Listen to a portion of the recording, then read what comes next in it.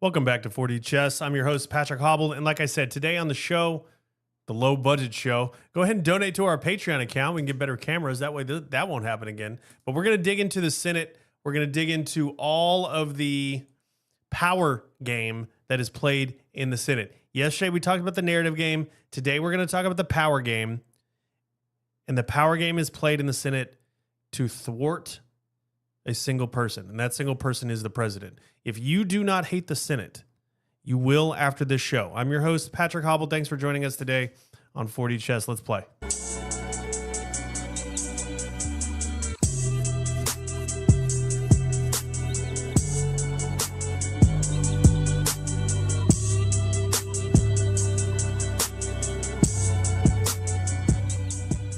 Welcome back to the show. Like I said, give us a follow on X. We are 4D_wizard.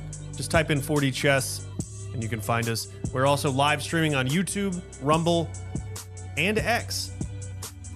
Shout out to my Spotify and Apple Podcast listeners. That's why we had to restart so that we could get a nice solid thing because I don't have any editing equipment. I give it one run all the way through, no editing. That's how we roll here on 4D Chess. Like I said, donate to the Patreon account if you want a better product. You know, so we've been digging into, first off, we left off yesterday with the three games, the narrative game, the power game, and the resource game. We're going to set the resource game aside just for a second. We currently have Obama, who's responded, and we had a press conference today, a White House press conference, today, and the DNI, Tulsi Gabbard, went out and just laid it out there. Now, you need to temper your expectations because if you think in the next, couple months, you're going to see Obama in handcuffs getting walked off, that's never going to happen. No, I'd call it within 2 years. Hopefully. It took 2 years to arrest Trump, but Biden was moving very slow and nothing was getting done. They were too busy laundering money in the Ukraine and the other things, right? And so you have some serious roadblocks ahead. And the main roadblock is the Senate. And we've been digging into how the deep state and the elites keep their grip on power on this show. And today we are zeroing in on the Senate. It's a shadowy chamber where much of the real dirty work happens. And it's by design. It's always been that way. But to understand it all, we've got to frame it through the three games, the Holy Trinity of Politics, right? It runs through everything. It runs through everything, right? The resource game, the power game, and the narrative game. I stole the ideas from Chomsky. I tweaked it a little bit. It's my ideas, right? You got Foucault, early 19th century author. I think that's when it was, 1917, right? But this whole idea of the entire world operating through these three games is how I view the world. And I want to give this to you, right? These are not fancy terms, narrative game, power game, all this. It's just the way I see it. It's the engine that drives the politics, the history, and even today's headlines. All right? The Senate, that's ground zero for the power game. You're never going to find a more powerful place in this country, in the United States, right? This is where the raw fights over control and positions play out. And if you're totally new to this, you're going to love this because you're going to basically get a PhD in how Washington works. And if you're an expert in politics, I wouldn't say I'm an expert. I would say I know a lot, though, right? I'm going to give you something to think about. And you could take it to your show. Politicians, if you're listening, you could take it back and you could view stuff and tweak your messages in order. And you could see the code sort of like Neo sees through the Matrix, right? So let's go ahead and break this down real simple because the Senate is a fucking disaster. Sorry for the language, but that's the way it is. The resource game is about grabbing and hoarding valuables. Valuables can be valuable to each person. This pen can be valuable to you, and it won't be valuable to me, right? But in this specific case, it's money, oil, markets, things like that. That's the Senate's case, right? They have another one. It's called the federal budget, right? Pork barrel projects. Pork is like things they get inside bills that they want for their constituents. Remember, there's only two senators per state. A lot of this is corruption. This is the way it's built, though, right? A lobbyist can come into the Senate and sway a senator. Lockheed Martin can buy Lindsey Graham, right?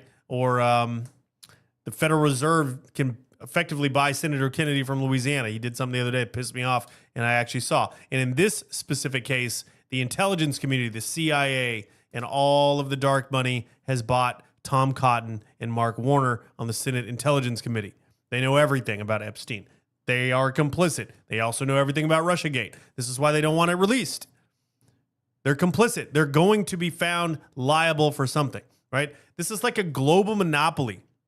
It's a global monopoly game, and the Senate is basically the only people playing here, right? They're going to lock down assets, and then they get to dominate. That's the name of the game. That's the power game. That's what we talk about, the power game on the show, right? It's a brutal wrestling match with titles, levers, authority, and senators, they don't make the laws. They do, but they don't like that. They let Congress make the laws, and then they tweak it so that they can use all their power, right? At the end of this show, we're going to jump into the narrative game because it is turning into a 7-ring circus instead of just a 4-ring circus. Over the top of your normal 3-ring media circus. There is some crazy stuff going on in the narrative game, and I would be remiss to let this show go without it. So if we apply it to the Senate's origins, like we got to look at how this is built for corruption. You need to understand how it's built so that you can understand how they play, right? Back in 1787, the framers designed the Senate as an elite club to pool. Not to pool. What am I trying to say? To cool house-hotted populism. Boom. Cameras work. Right? Sorry. I was playing with my camera stuff. You do this all by yourself. You got to learn how to spin all the plates. Right? I'm reading some notes. I'm spinning some cameras. Right? We got the volume checking on the things. Right? But it was designed to stop populism. This is what the Senate was supposed to do. Well, Trump is populism. Well, I thought he has Republican senators. Well, Hobble, what are you saying? Yeah, no, I'm telling you right now, the Senate is not our friend. Like, it's just not. They wanted stability in 1787, so they gave senators 6-year terms back then, originally picked by state legislatures until the 17th Amendment in 1913. That made them elected, right? But the first Senate, the very first one, guys like Rufus King and Robert Morris, they pushed for something close to lifetime terms. They wanted senators to have lifetime terms. This echoes the bankers and the enemy across the pond in England and the Queen, right? This echoes British lords, right? They're lords forever. That's what they want. To insulate themselves from the masses. That's what senators are. They don't want to be part of us. This was not a happy accident, guys. They drew this up, the framers, Washington, all the people. Jefferson, Adams, they did this on purpose. They filled it with hereditary wealth. People with the land. Madison, right? And bishops and appointed judges and elites. Why? To balance against the Democrat House of Commons. The normal people, right? The people, we have fucking Jasmine Crockett down the street in Cedar Hill in Dallas. She's not mine. I'm barely outside of her district. Thank effing God. Right? But you have, we people apparently elected Jasmine Crockett. Right? I know we elect the other senators, but I'm telling you that one's rigged. It's got to be rigged. If I'm going to say that anything's rigged at all, it's definitely the Senate races. So much money, all the things. Right? And so the House of Commons would be the House of Representatives. And the House of Lords would be the Senate. Think of them as lords. They're going to act like they owe you shit, but they don't. Right? And what's behind all of that? The central banking system and the power of England. And in this case, the Federal Reserve. Right? Founded in 1694, it was private equity to fund the wars and manage the debt. This is why you get a lot of people like Lindsey Graham and a lot of people like Ted Cruz and a lot of people like Tom Cotton who like wars. And where are they? They're the senators. This is how it works. Right? The banks don't print the money. They just enable the British Empire to dominate through these debts and wars. This is why Trump is such a threat to them. And they're not going to let it happen. Right? I could talk forever on the banks, but we're going to go with senators. They spark the scandals and they wreck the lives and they wreck the nations. This is what they do. This is what senators do. Freaking Brutus killed Caesar. Senator right there. You know what I'm saying? The Senate's structure is all power, right? And it starts with these things called nominations.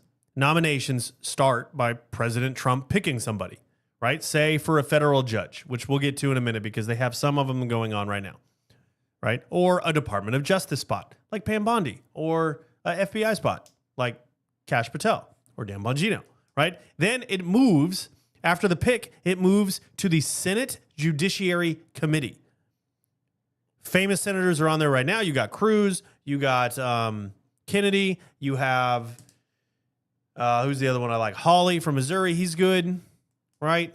You got Dick Durbin, you got all these guys on there, older, 60, 70. You don't get to be a senator unless you've done the time, right? Because these are the lords, right? It goes to the Judiciary Committee and you have a hearing and then there's votes, right? If it advances, then it goes to the full Senate. It goes to the House floor, the upper chamber, right?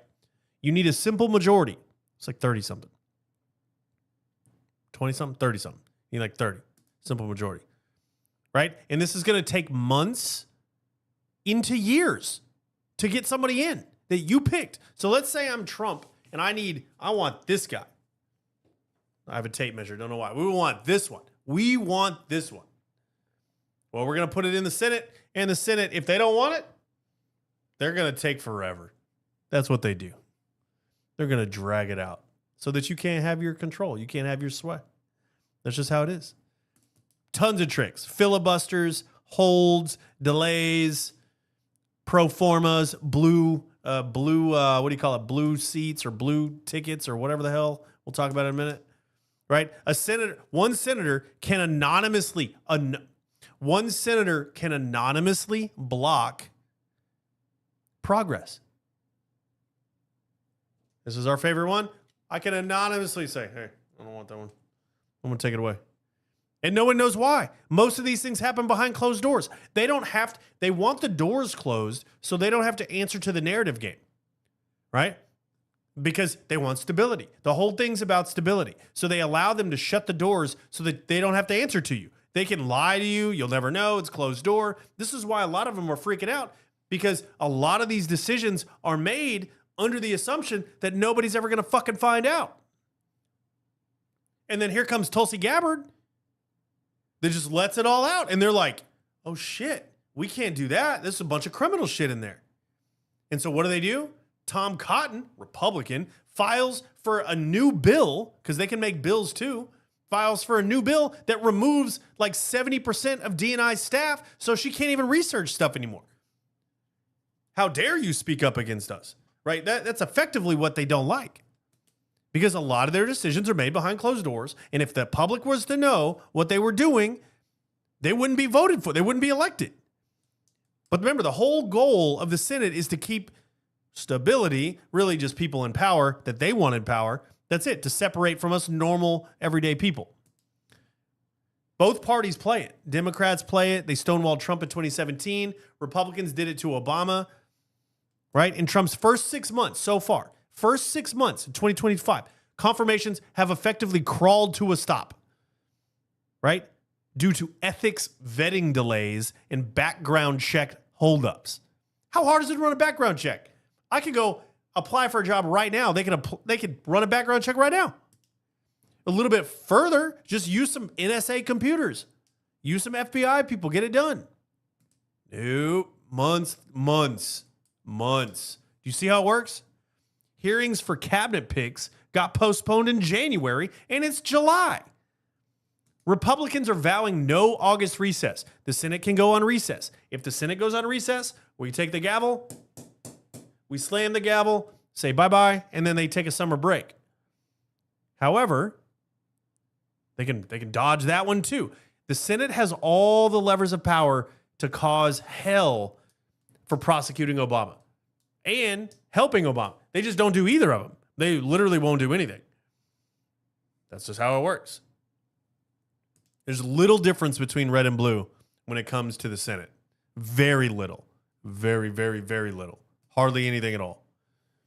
Republicans are going to fast track a loyalist. Democrats are going to delay it. They're going to force compromises. They're going to use the same tools. As of today, 96 96 of Trump's nominees have been confirmed. Oh, that's a lot. 136 have not. And they're still pending, including a majority of the prosecutors. Let's ask that question. Why would the Senate not want to confirm a bunch of prosecutors? You just saw the tactic from Tom Cotton. Tom Cotton, we'll just do this right here. Tom Cotton is straight up delaying Tulsi Gabbard's ability to do her job. If I could get to the freaking thing. Tom Cotton.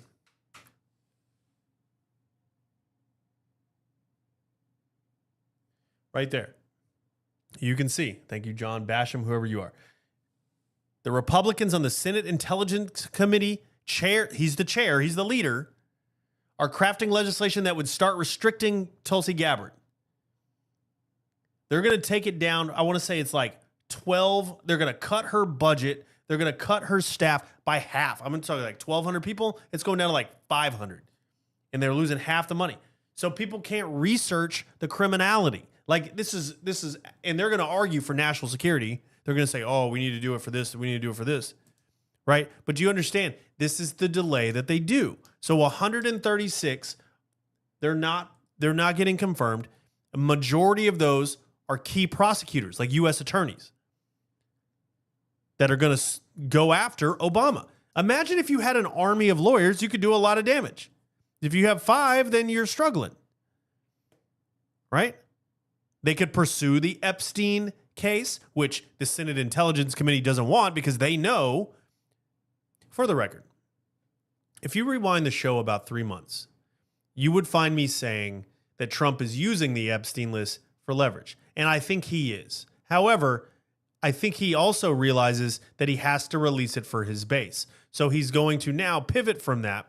I do think that they had it. They wanted to use it. There was people that could be used on it. Not everybody. It's like going in and it's like reaching your a hand into a candy basket and pulling out a bunch of candy. Does every piece, you like every piece? No, there's some of them you don't like, some of them you do, right? So he probably looked at the Epstein list and there was probably some people on there that were from yesteryear that the CIA was manipulating and controlling, which is why they don't want to give it up because God forbid the government, allowed the raping of little girls for political gain, which is why the Senate Intelligence Committee is protecting that list, and they don't want it to happen, which is also why they're not putting out prosecutors, because they don't want to be prosecuted, because they would serve liability on that one. If the Senate Intelligence Committee got a report that said, hey, we are raping little girls and boys on this island because we would get control of this person, and this person for political gain, we talked about it the other day. You would be damned if you do and damned if you don't. Damned if you do, if you speak up and save the kids, which is the morally correct thing to do, you now got yourself fired out of the Senate. You have to resign. Why? Because you released classified information. Because you got it in a skiff in some intelligence meeting, right? If you don't, and those girls speak up, and the proof ever comes across your desk that you saw little girls were getting raped, right? You had the videotapes. You had all the stuff because it was your op. Your fucking CIA op or whatever, Mossad op or whatever, then you're liable for all of that as well. So they don't speak up. They just don't. Is Trump on it? It doesn't matter. It doesn't matter. Trump is not controlled. Like we know Trump wasn't doing things to little kids, but the connections with Epstein are probably there because that guy was all over New York and Trump ran New York. So I'm not even concerned about it. The narrative game has gone off the fucking rails, though. There's trucks of evidence now, whether there is or not. Have you seen it? It's from the Wall Street Journal, the same newspaper, the same paper that pushed the Russia Spygate hoax, which is treason, and pushed COVID, which was a lie,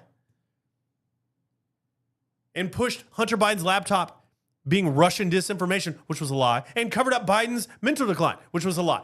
You going to believe them? Do they have any credibility left? Any credibility left with you? No. Whatever they say, you got to let it go. Falso e una, falso e omnibus. False about one thing, false about everything. I hope I said that right. My Latin is not perfect. right? But the shortage of prosecutors leaves Trump up a creek without a paddle. He's unable to fully staff his Department of Justice. Obama's playing the game. Guys, this is a chess match. Going after Obama, Obama's going to counter. He counters all kinds of ways. This one's been going on a minute, right? It's not an accident. Democrats and even some Republicans know this vulnerability, and they are exploiting it to shield themselves. I'm telling you, if you don't like the Senate, you're not, I mean, if you don't even know about it, you're going to hate the Senate. I'm not even done. I haven't even talked about some of the tactics they've done, right? Trump appointed 237 judges in his first term, federal judges, right? Including 3 Supreme Court, some water, Supreme Court justices like Amy Coney Barrett, who turned out to be a disappointment, reshaping the courts conservatively. These are lifetime political picks vetted by groups like the Federalist Society to align with ideology. Got people knocking on my doors. They can wait. Right, but in the power game, these confirmations become weapons. Right?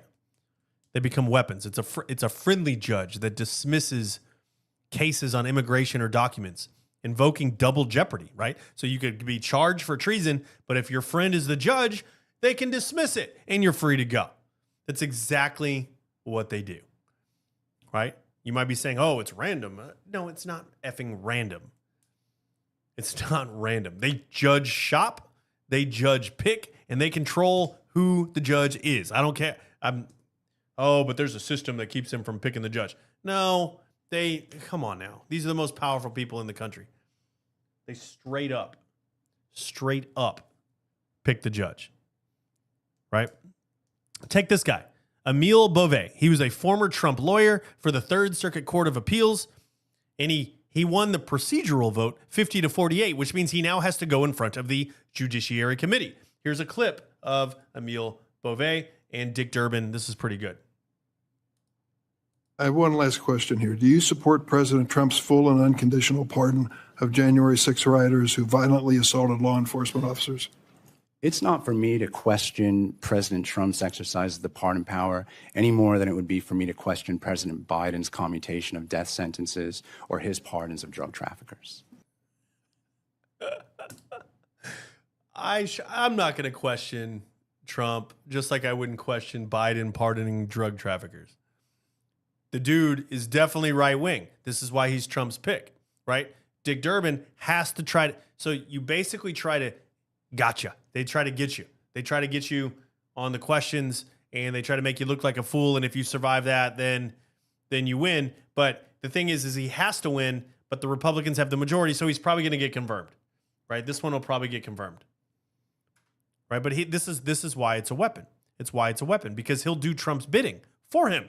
That's just the way it works now. I'm done trying to say that the judges are impartial, because they're not anymore. We're inching towards a banana republic, but until we are a full banana, we can just sort of slide up and down the peel a little bit, right? If confirmed, Beauvais is going to do Trump-related appeals, right? He's going to shift the power scales and so on. And the senators controlling this is their flex to try to grab resources like campaign funds from donors who hate the nominee. You see how that works? The senators who don't want it, they sell their votes. They might vote yes, but they go shop that out, right? They have another way to rig it. They play all these politics, man. They're like, hey, I will vote. I will sponsor your bill. I'll co-sponsor your bill. You ever see that footage of them like milling around in the Senate, just sort of talking like guys in suits and stuff?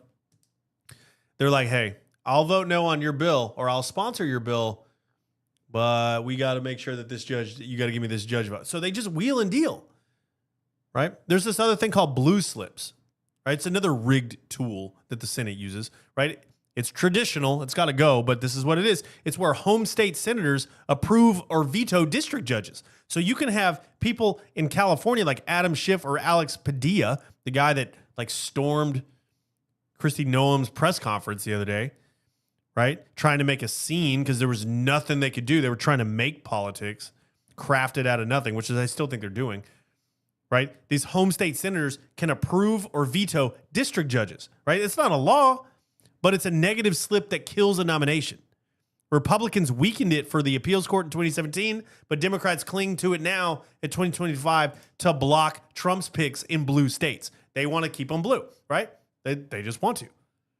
They're just playing these silly little games. And this ties right into the U.S. attorney nominations, which follow a similar Senate confirmation path and offer in-home state senators inputs, much like the blue slip, right? Just yesterday, federal judges in New Jersey, they snubbed Trump's pick, Alina Habba. That's his personal lawyer who went for the New Jersey Attorney General spot, and it got shot down by the New Jersey senators. I can't even name them, right? She's a loyal ally and a former lawyer, and they just said no. They didn't even give her a run for it. She's qualified. But remember, the Senate picks its own. You can't get into the club unless it's sort of hereditary at that point, or you're doing the bidding for those people, right? Instead of appointing Desiree Lee Grace as a court-selected replacement under a vacancy, or that's who they appointed. They appointed Desiree Lee Grace as her replacement. But the Department of Justice under Pam Bondi fired Grace hours later. Do you see how the power game's going, right? I can do this. You can do this. It's not the narrative game. None of this shit's covered in the news. Nobody cares about this stuff, right? This is the flex, the power flex, the big dick contest, right? They're just, I could do this to you. I can fire you. I have this power. I can veto that. I can stop you on this. I can do this. And it's all based on processes that are sort of either traditional, or stupid, like blue slips, which is traditional. But why? Like, what are we talking about here? This showdown highlights how delays on confirming permanent attorneys is what they're doing. They also have the judicial coup that we were talking about a month ago. It was about a month ago. They just put the judges in, right? You remember Judge Boasberg? Who was like dismissing all of the immigrants? And like Trump would issue an executive order and he'd be like, can't do that. Send them back. Oh yeah, all those people in Venezuela, they got to come back. Like there's the power game that's going on at all times. It's every day there's something in the power game because somebody in their office is like, hey, let's go file that motion. Hey, let's go do this process. Hey, let's go do the blue slip. Hey, let's go. We could file, we could sue. Let's go try this. Let's go do this. Let's go do this. The power game doesn't get covered in the news, right? It just doesn't. Filibusters, all that stuff. It might make it. Cory Booker spoke for like 24 hours the other day or some stupid nonsense. Nobody even knows what it was for. He wasted a day of his life. Right, but then there's this other one. This one, it pisses you off even further. We're not even to the bad stuff yet. All the stuff that they do. We're not even to the bad stuff. It's called pro forma, right? These are fake meetings that they have every 3 days that allows them to act like they're working when they're not working. Imagine having a meeting on a Monday and then another one on a Thursday and then another one on a Tuesday and then maybe one on a Friday, maybe not.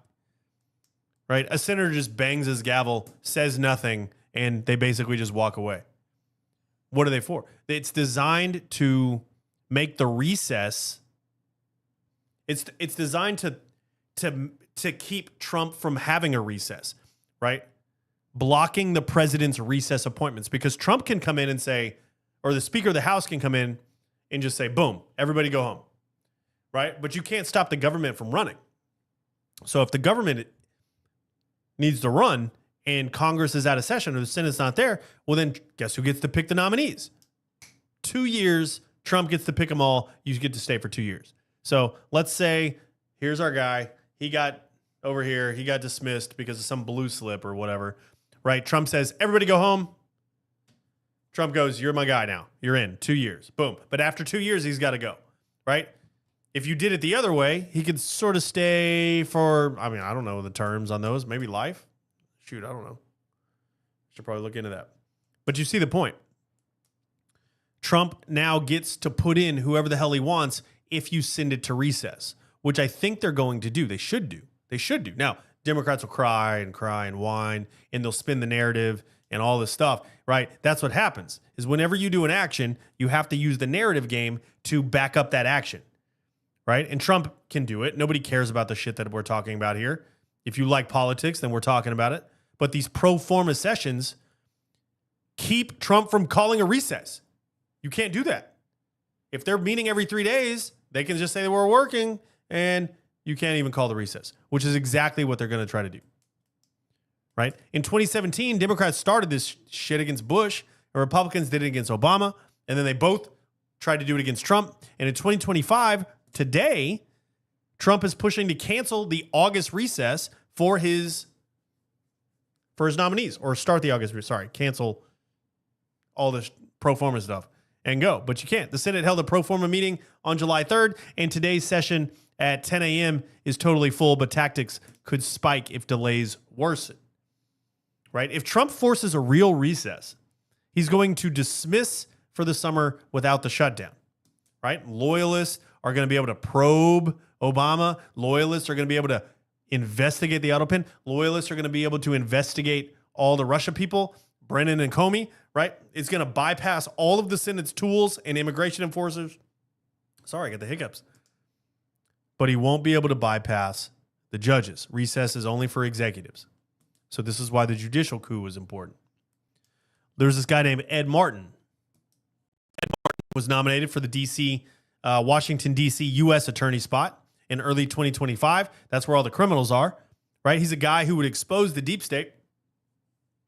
But bipartisan senators blocked it on January 6th.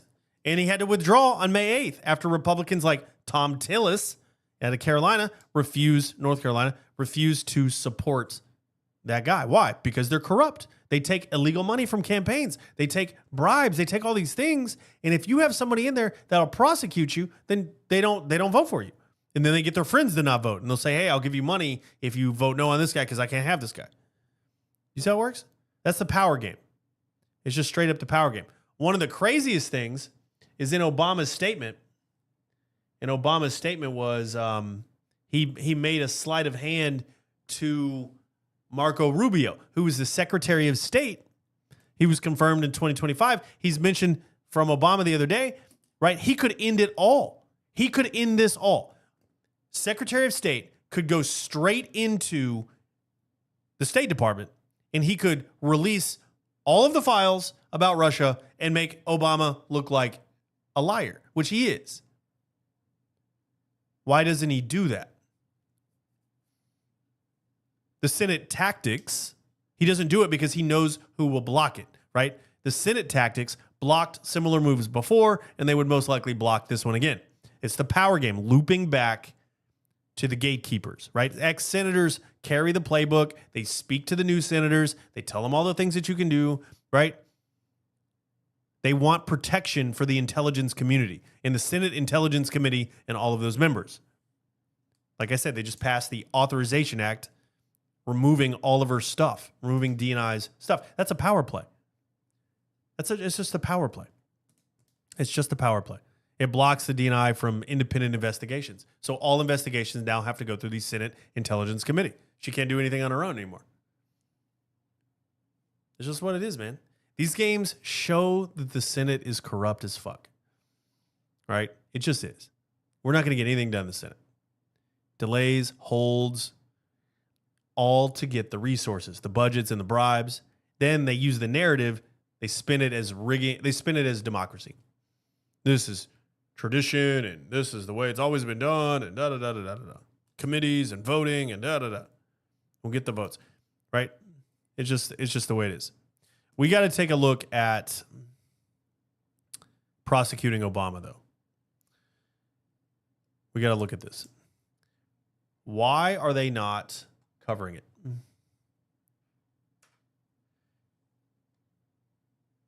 So if we go to MSNBC right now and we look at this,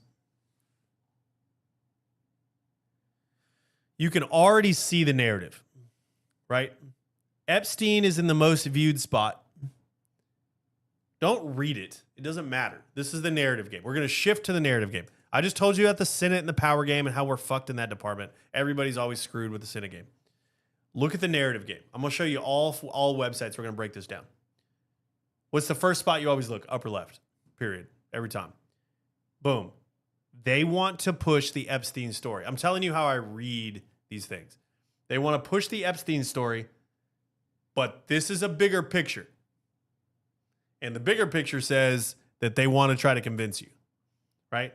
They want to try to convince you that Obama is not guilty of treason, which he is. But they got to do it in phases, right? They got to tell you right here that he's laid the groundwork for presidential immunity, right? Trump was immune from all of these things, and therefore Obama's immune too, right? That's what this picture is bigger for. But they really want Epstein. So one of the craziest things going on right now is that there is a truck. The Wall Street Journal has you want to see the dirty tricks that they play? Oh, we got to show that clip from Obama. Check this out. These are the dirty tricks that they play. This was 6 days ago. 6 days ago. Listen to the question. No, she's... And specifically, did she tell you at all that your name appeared in the... No, she's given us just a very quick briefing. And in terms of the credibility of the different things that they've... This was 6 days ago. They asked, so whoever that reporter is definitely on the left, because they asked the question, is your name in the Epstein list? And he said, oh, no. That's what they want. They bait you. You ever wonder why they don't answer questions? They don't answer questions because the media is dishonest as hell. What story came out today? Look, even the post from this pedophile here, Brian Krasenstein, right? He says, I was told about the Epstein Trump story published today 6 days ago. 6 days ago. Multiple outlets held it back on purpose, right? Multiple outlets held it back on purpose in order to get Trump to publicly deny it first. That's why they don't do it. That's why they don't answer any questions, right? So the Wall Street Journal is reporting. The Wall Street Journal is reporting that there is a truck full of evidence. They're showing video, no. It doesn't matter if there is or not. It doesn't matter if there is or not. Do you want to know why it doesn't matter if it is or not? Because you have this right here. Take a look at this image. This is the Spygate poster, right? Epoch Times PDF Spygate. Those of you listening, I'm going to show a big interconnected wave map of everybody involved with Spygate, all the way from Obama, Clapper, Brennan, all the UK stuff we talked about the other day, right there, all the FBI, the DOJ, all this stuff, all these things, right? It's all connected. What part are you not seeing? Oh, it's even bigger than I thought. Look, it's huge. Let's zoom out. You see that? This is the bottom left section. Bottom left section right there. That's all the media. They're in on it too. So when you get this question like this, when you get a question like this and they ask you questions about it, where's it at? Sorry, I wasn't quite prepared today. They're going to ask questions like this. We quote, nothing in the documents issued last week. Audio,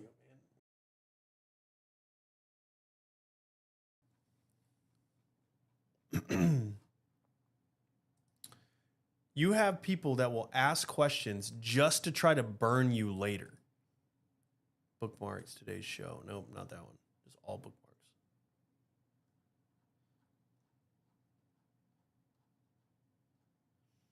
Anyway, can't find what I'm looking for. But they want to burn you with the narrative. So you had somebody like a Caitlin Collins ask this question, right? Everything's sort of slow today. My internet's struggling. I give up on it. But the narrative game, so they have, the Wall Street Journal is trying to convince you that the Epstein list is the biggest thing. Right? We can go to CNN, look at theirs too. Once again, hit refresh. Do you see how it's designed this way? Big right in the center. They want you to think about this one, breaking news. So they put the breaking news up there, try to sell the stories. But look at this one. Bondi told Trump his name was in the Epstein files. So 6 days ago, they said, are you in the Epstein files? He said, no. And now they showed the story. Bondi told him that he was. Right? They're trying to play the narrative game. They don't even care what the story is. You have to understand that they don't care what the story is. It's not about the story. It's never about the story. It's not about the story at all. It's about these guys are corrupt, man. They're corrupt. Why does anybody listen to the Wall Street Journal, the New York Times, CNN, MSNBC? They push Spygate, the laptop, Hunter Biden's brain. They're part of the thing. So they don't want to answer. They don't even want to report on it. Why would they report on something that they are complicit in? So of course they want to make it about the Epstein case. But there's nothing about it. Not only that, but they've deliberately stopped him from having prosecutors so that he can't even go after the right stuff. The judges today ruled that they're not even going to release him. Do you see how it works? It's a constant like poke and slow down and ruin and smear and da. Like it's just nonstop. They just don't like it. Why? I don't know. Why can't we all just do the things? You know, the other one I saw today, look at this one. Hegseth. They went back to Hegseth. Some watchdog, some judicial or military watchdog group went back to Hegseth and was like, he released classified information, he should be fired. So now they're attacking the Hegseth again. There's an intel report the other day that said the Iranian nuclear sites were not damaged. So Iran could possibly have a nuclear weapon again so that they could go back to war. Like it's constant, like I want to make it my way so I can do what I want.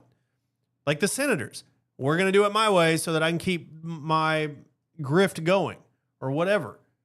Like it's insane. Now, if you go to Fox News, what you'll see is you'll see a bunch of stuff about treason and Hillary. Hillary took tranquilizers. That explains. You ever seen that video? You ever seen that video where she gets stuck and like they have to carry her out? Check this out. Hillary faints. You ever seen this video? There's no sound on it. She appears to faint, but she's being held up right here. You see that? It's hard to see. Anyway, she's like wobbling.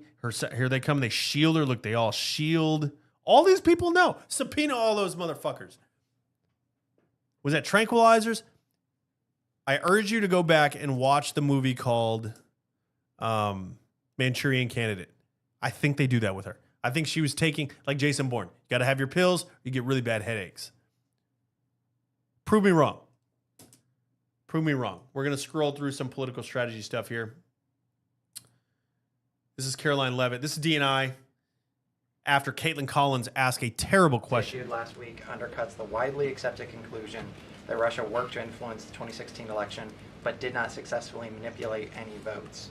How do you respond to critics like former President Obama and also others on the Hill who say that the administration is conflating apples and oranges here, conflating allegations of actual hacking of voter machines and allegations of interference generally? I think it's a disservice to the American people that former President Obama's office and others who are criticizing the transparency that is being delivered by releasing these documents. They are doing a disservice to the American people and trying to deflect away from their culpability in what is a historic scandal and negative action towards the American people and our democratic republic. The answer to that statement can very clearly be found throughout all of the documents that we have released. Again, showing that Russia has took action to try to sow discord in the election, but showed no preference for or against any singular candidate. She's good. Do you want to know how far she's come? She used to fight Kamala Harris. Do you remember this? She used to fight Kamala Harris on stage. This is Tulsi Gabbard. Look at this. Back to the broken criminal justice system that is disproportionately negatively impacting black and brown people all across this country today. Now, Senator Harris says she's proud of. Put this in perspective. She was running for president of the Democratic Party, and now she's busting Obama of the Democratic Party. There has been no bigger political navigated path than Tulsi Gabbard. Masterfully done, by the way. She torched Kamala Harris in this debate. Her record as a prosecutor and that she'll be a prosecutor president, but I'm deeply concerned about this record. There are too many examples to cite, but she put over 1,500 people in jail for marijuana violations and then laughed about it when she was asked if she ever smoked marijuana. She blocked evidence. She blocked Yes, all true. evidence that would have freed an innocent man from death row until the courts forced her to do so. She kept people in prison beyond their sentences to use them as cheap labor for the state of California. And she fought to keep cash bail systems. She just keeps going. That's on the Democrat National Convention stage, trying to win the nominee to be the Democrat vice president or president, right? If Obama gets convicted, she will be the leading candidate for first woman president. If not, giving Vance a run for his money, having masterfully navigated from progressive Democrat to near libertarian independent, outsmarting both parties, right? All of this shit that I'm talking about where they block and they this, blue slip this, poke you this, ask you a question 6 days later, flip it on you, try to screw you over. She's made it almost to the top on one side, and almost to the top on the other side. She's the DNI. She might be Vance's best candidate, and she can debate on stage. I think Vance will win the debate. But she's united voters on both sides. Don't tell me she doesn't know what she's doing. Masterfully done, strategically. Insane, actually, when you really think about it. But you have to punish Obama. You have to punish Obama. If you let a toddler, those of you with kids, if you let a toddler trash your kitchen, steal cookies, slap siblings without any timeouts or any punishments whatsoever, what will that kid turn into? He will turn into a little shit, a full-blown monster. And this is what happens when elites like Obama dodge treason charges for spying on Americans, doing civilian drone strikes, or even rigging elections, which I think they did. There's no prosecution. Having no prosecution would mean that our nation dissolves into a bunch of nothing. Elite anarchy is basically what I'd call it. It would breed endless corruption, which is pretty much already there, and division, which is pretty much already there. You have to go prosecute, and you have to convict. You do not just prosecute this and stop. Will it start a civil war? This will be the closest action in our lifetime that will start a civil war so far. 2 years from now, maybe something different.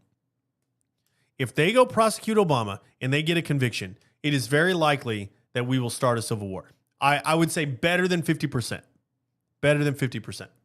That's what I think. That is what I think.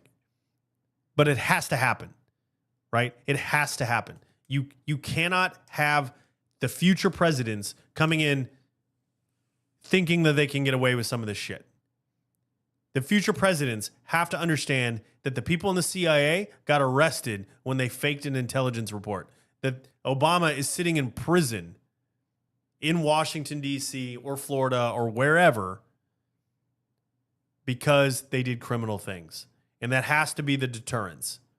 Why does nobody get shot at the Super Bowl? Because you put deterrence there, right? You have tons of security. More security, more safe, right? More prosecutions, more safe. Safe from who? Corrupt politicians. Corrupt politicians. What else we got going on news-wise? They're trying to spin it, of course. They're trying to spin all of those things. We have this one. This is interesting. So playing the narrative game in the Epstein case, Trump has decided we're going to go interview the largest sexual trafficker of all time, Ghislaine Maxwell, Epstein's, right-hand woman. Is that good or bad? I don't know. Why has nobody interviewed her? This is Mike Lee, Senator Mike Lee of Utah. He said, nobody's interviewed her, either state or federal. Why? How'd she get in prison? Seems like a frame job to me. Maybe she didn't do anything. Maybe she's getting paid to take the rap so nothing would ever come out. Ask yourself this. Why is the Senate Intelligence Committee opposing asking her questions? I mean, we know the answer, but think about that. Why is the Senate Intelligence Committee asking Republicans not to go in there? DOJ, MSNBC, CNN, they're all like, why are they going in to talk to a sexual? She can't. She's not credible. She's not credible. She's not credible. Trying to get ahead of the news cycle where she says all the Senate intelligence guys were in there raping little girls and boys, right?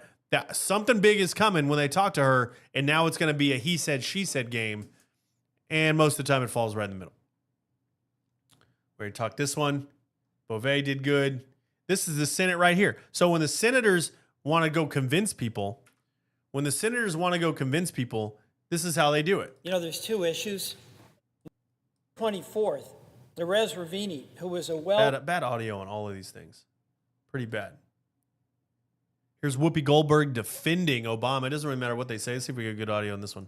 Now, do people realize sitting president just accused a former president of treason? Now, do people realize how serious an allegation this is? And for me, didn't the Supreme Court, under the guidance of this president, say that presidents have immunity? So that would mean that nothing Obama did, because you didn't say no, that only. You can't say that presidential immunity covers treason, although that's his best case. Obama's going to argue presidential immunity. Can you argue that I didn't give Trump the presidential brief because I was concerned? You could. Could you argue that you withheld the brief, even though he was supposed to get it as the president-elect? He was supposed to get the same thing. You could. Could you argue that you pushed a lie knowing that it was false? I don't know if you could do that one. I don't know if you can defend that one. That's the one they're going to get him on. Pushing the lie as hard as they did after he knew it was false. That's going to be a big one. Nothing to see here. This is Seth Rich. He was the tech guy high up, the tech expert of the Democrat National Party. Oh, nothing to see here. Just shot and killed the other day in Washington, D.C. Interesting. People are starting to disappear, man. They crashed the 9/11 towers to hide $1 trillion lost, most likely, or they crashed in the Pentagon, right? They did the towers to start the war and make the money. Tower 7 came down because it had all kinds of elite criminal papers in there. And then the Pentagon got blown up. I don't even think it was a plane, even though a plane went missing. I think the Pentagon was blown up to hide because coincidentally, the budget office is the part that blew up. The world's largest office building, and the budget office blows up the day after you announce that you lost $1 trillion. And nobody ever went back. Another side note, newly obtained Massachusetts State Police report released in a Freedom of Information Act request reveals that Barack Obama was on property the day his chef drowned on his property. Yet we have no investigation, no suspect. Oh, he's just not a suspect, right? No, he wouldn't. No, would he? The chef also had a biography about Obama coming out. They killed him too. Anybody we got all kinds of crazy stuff today. Anybody that you know that says, oh, Trump's hiding the Epstein files. This might be the biggest criminal in the history of our government, arguably. This is in 2024, Senator Kennedy asked FBI Director Christopher Wray about the Epstein list. Listen to how he says it. What's the FBI doing to investigate the other people that were involved in these sex trafficking rings? Well, I'm not sure that I can confirm any specific individual. Well, let me put it this way. Let me give you some facts, widely reported. Jeffrey Epstein had video surveillance in all of his homes and on his private island. The FBI and other federal agencies have raided his houses. Do you have those tapes? Again, I can't discuss the specifics of our law enforcement operations related to Mr. Epstein or Ms. Maxwell, but obviously we had very active investigation related to both of them. I just want to... Why can't he discuss? Well, he can't discuss because he's hiding. This is the guy that hit. Are you telling me he's protecting Trump in 2024? You got to be out of your damn mind. Anybody who argues that the Epstein list is anything, come on now. They would have released it. They would have released it. They don't want it. Nobody wants it released. Trump might be in there that they can spin it politically. I don't think he did anything wrong with kids or anything. Maybe he tried business and whatever. It's evidence he kicked him out once he figured out what he was doing, right? But before that, who knows? I don't think he did anything wrong with kids. I just think there's going to be some connections that seem suspicious, but it's business. I heard the other day that people were, he was a business guy. He was financing like Lex Wagner's like fortune. And so he was investing different things. Trump's an investor, investors talk. And then he figured out who he was and he never invested again. We have another one here. Let's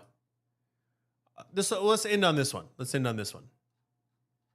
You have President Obama. Listen now that you know that he's a liar. Listen to this. Oh, here's the narrative game. You want to see the narrative game? This is right after her report today. Listen what CNN says. We have no idea. This is hardly information that we should even be repeating. Never mind that it's, some years after the fact, 8 years more. Basically, CNN says, we shouldn't cover this anymore. It's not even a story. Watch Obama here. Did Clinton lose because of the hacking? I'm going to let all the political pundits in this town have a long discussion about what happened. They asked him, what about Russia? And he said, I'm going to let the political pundits in town. Did Clinton lose because of the hacking? I'm going to let all the political pundits in this town have a long discussion about what happened in the election. It was a fascinating election, so I'm sure there are going to be a lot of books written about it. We will. At this time, he had already withheld the intelligence committee brief from Trump. He'd already colluded, made the Russia stuff, already set up the foundations of it, already did the things. Provide evidence that we can safely provide. That does not compromise sources and methods. But I'll be honest with you, when you're talking about cybersecurity, a lot of it is classified, and we're not going to provide it because it's treasonous. The way we catch folks is by knowing certain things about them that they may not want us to know. And if we're going to monitor this stuff effectively going forward, we don't want them to know that we know. So this is one of those situations where, unless the American people genuinely think that the professionals in the CIA, the FBI, our entire intelligence infrastructure, many of whom, by the way, served in previous administrations and who are deep state Uniparty Republicans, are less trustworthy than the Russians. It's a great clip. You should go watch this one. He does another 3 minutes, but I'll end it there. Thank you for joining me on 4D Chess today. We will play again tomorrow. I'm your host, Patrick Hobble. Give us a follow on X, Rumble, YouTube. Go to Apple or Spotify. Give us a comment. Tell us what you like. I'm your host. We'll see you tomorrow. Good night.